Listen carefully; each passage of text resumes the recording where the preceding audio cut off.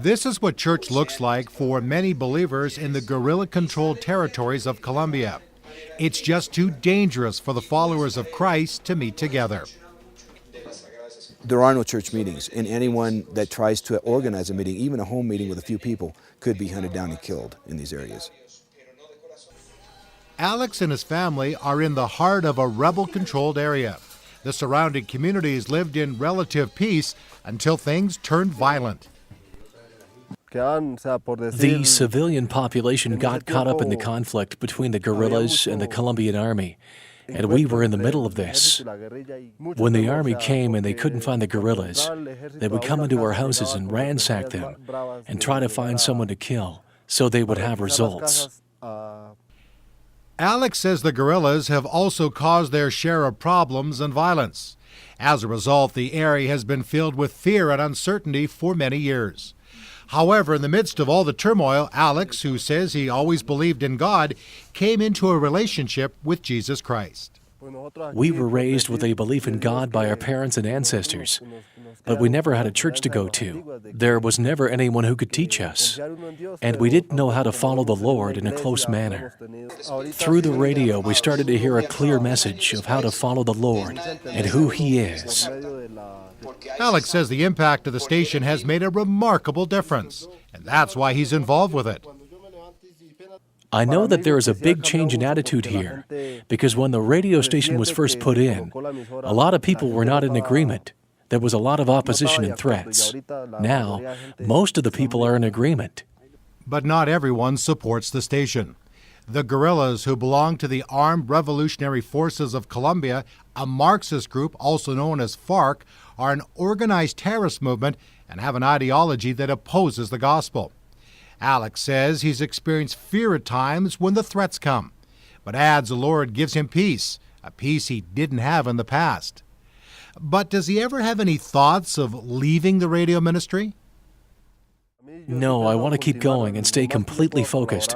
This is the center of my focus, and I want to keep doing this until 100% of the people are completely changed. Just getting the station and over a dozen more on the air in these dangerous locations over the years has been nothing short of miraculous. Each one of these sites is a miracle, or it takes a chain of miracles in order for it to happen. The Lord puts all this together just to get the power to this site and to get the use of the site and the permission from all the different powers that be, and the acceptance of the people has been phenomenal. Russell Stendhal, who was kidnapped and held captive for 5 months by FARC guerrillas in 1983, says the opportunity to put up this transmitter on a 13,500-foot mountain came as a result of helping some seriously wounded rebel fighters. And the Lord allowed us to help save their lives, and one thing led to another, and we got invited in to this area. And then little by little, with the help of VOM, we were able to give backpacks with relief goods to all the children of the area, and that helped quite a bit. And then we began to reach out to each family, giving them a solar-powered radio, and now we've been able to install this radio station right in the heart of probably one of the most hostile areas in this country. Russell and his team have to travel by night into the area because of all the kidnapping activity. They hide the vehicle and then go up the mountain by horse to get to the transmitter site. This isn't a drug-producing area, but we're transmitting into areas where there's a lot of drug growth and drug producing and drug trafficking. But this area is famously known for kidnappings. This is the kidnap capital of Colombia, which is the kidnap capital of the world. And so a lot of the people that are coming to the Lord here are former kidnappers. In 1991, freedom of religion became law in Colombia, and as a result, evangelical church buildings, which had been previously prohibited, began to spring up in cities and towns all over the country, except in most of the areas controlled by the guerrillas, adding to the importance of Christian radio.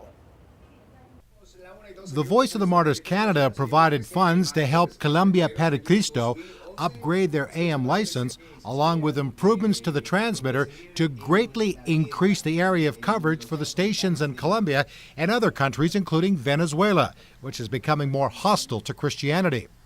VOM Canada's Corey Auden is excited to be a part of this project. It's just been amazing how people have come together to partner on this project. The upgrade allows us to reach into areas that are controlled by Marxist guerrillas, which gives us a great opportunity to win them for Christ. From the mountains to the jungles of Colombia, the gospel is being heard on Canadian-made Galcom radios. These devices, along with Christian books, sometimes arrive by parachute.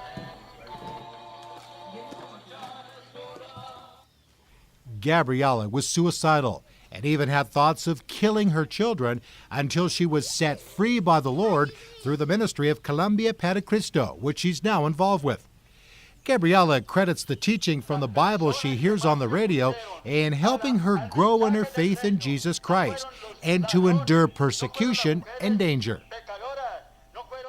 We have a lot of fear of the paramilitary forces because unlike the guerrillas who say, if you keep doing this, we'll kill you, at least they give us a warning first. But the paramilitary won't. They just start killing people. So when they come, people flee to the jungle. In spite of the threats, Gabriella says she's not afraid to continue her ministry because she's seeing hearts softened and lives changed.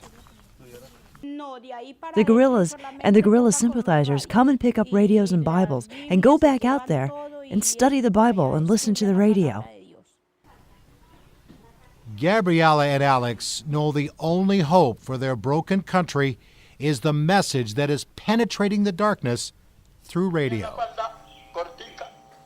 Estaban aquí, algo les abandonaban, comenzaron. Tenían cigarrillos, lo botaron allá. Había algo.